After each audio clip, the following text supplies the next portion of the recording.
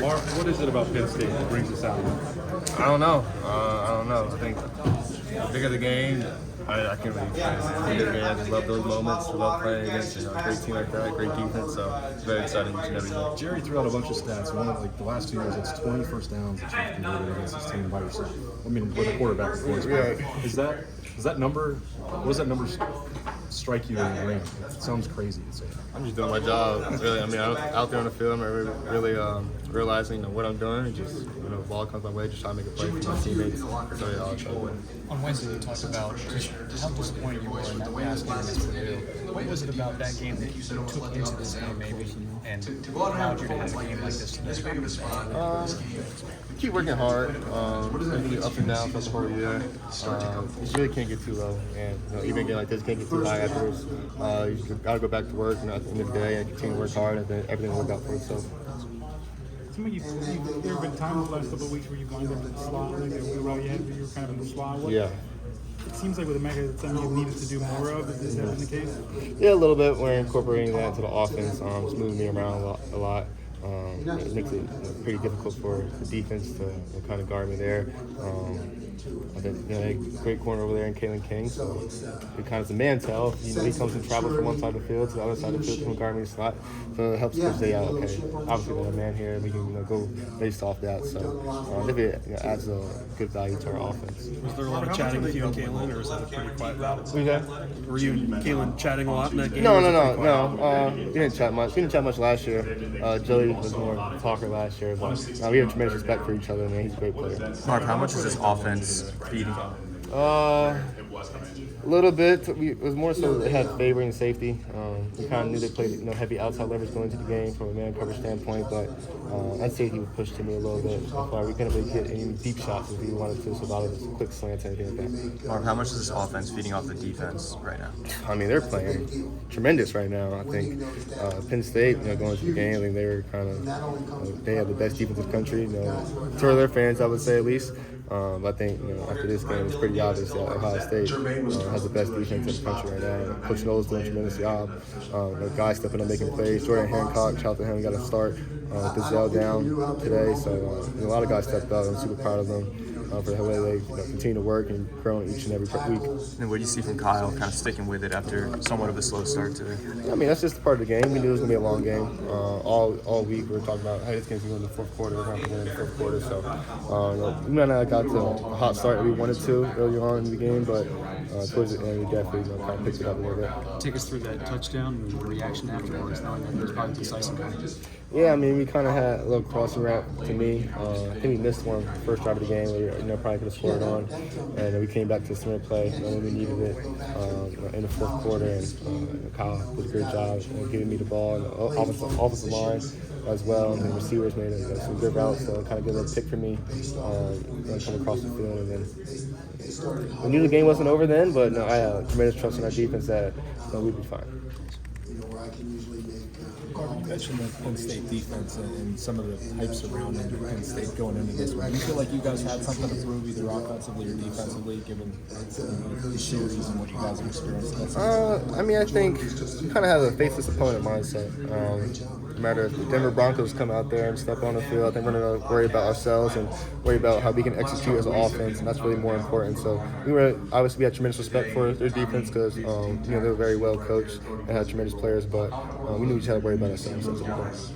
Marvin, do you care about Heisman talk and respect, that kind of stuff? I mean, it's a tremendous honor for a player to win that award, I would say. But you're not motivated by that, no. People talking about you in that kind of conversation. I mean, for a receiver to win it, I know Devontae won it a couple years ago. During COVID years, I think a lot had to go right for that to happen, but I'm not worried about that. My goal was to beat the team in North this year and get to the Big Ten Championship. That's one thing I always want to do, so that's what I'm trying to do. Marvin, how would you compare or describe this team compared to maybe teams in the past that are really, impose their dominance? I mean, I would say this team has a lot of experience, especially offensively and defensively. So I think we're more battle tested to where maybe years in the past where we kind of just blow teams out. We're obviously trying to get to that point. We want to score 60 points to 60-0 every game, but obviously that's not the case. So we're a team that we're going to be battle tested and we're going to fight to the end. That's just kind of our mindset. Does that concern you that you're not the kind of team that's gonna, or that right now is not blowing teams out like that? No, it doesn't concern me. Obviously, there's still a lot to work on and improve, but usually in those matchup games, it's going to come down to the wire. So now we have 2 games under our belt against top 10 teams in the country, where in the fourth quarter we need to make plays. So I think that's good for us going forward. Marv, what did this offense prove itself again today? Just like Notre Dame, y'all needed the points you got. That drag route. Yeah. But what y'all just prove to yourself, I guess. Yeah, we just got to stick with it. Stick with it. No matter how that first quarter went, how the first half went, continue to trust in ourselves and trust in the coaches. The coaches did a tremendous job putting us in the position to make plays. So we're just trusting ourselves is probably the biggest thing. Yeah, and when you looked up, you may have been asking about this earlier, but Cornell Tate has basically a little drop, little block that really sets you free. Yeah. You know what I mean? Just speak where he's coming on and what that play meant to this team. Yeah, I'm super proud of him. I think the biggest play he made was getting the onside kick at the end of the game. Well, yeah. We were kind of talking about it. Obviously, I'm on the right side. He's on the left side. So I kind of knew they're going to kick it to your side here, probably. Give a chance for freshmen to make a play to win the game. They're not going to kick it to me, so just go out there. Tremendous trust in yourself, and he's put the work in, and he definitely deserves on all the praise that he's given at the moment. Did it feel like a heavyweight fight to Every you? time. I mean, explain what that feels like when you're in the middle of a game like that, where every little thing counts. Yeah, it's like I said, it's going to be. Rarely is there going to be knockouts going against Penn State. Look at the years past. It always comes down to that fourth quarter. So that last round, you got to be able to leave it all out there and swing as much as you can. Marv, first of all, I want to ask you, did you hear your new nickname today? The Mazaratti Marv? No, I What do you think haven't. about that? No, I mean, I feel like I get new nicknames like every week now. But it's great.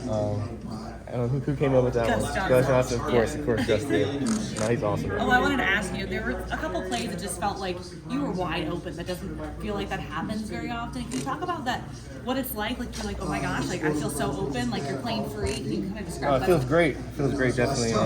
Kind of had some pick routes, like I said, for me. So shout out to Coach Day and Coach Hartline. They did a tremendous job, scheming me up a little bit to help me get open. Like I said, I just try to do my part.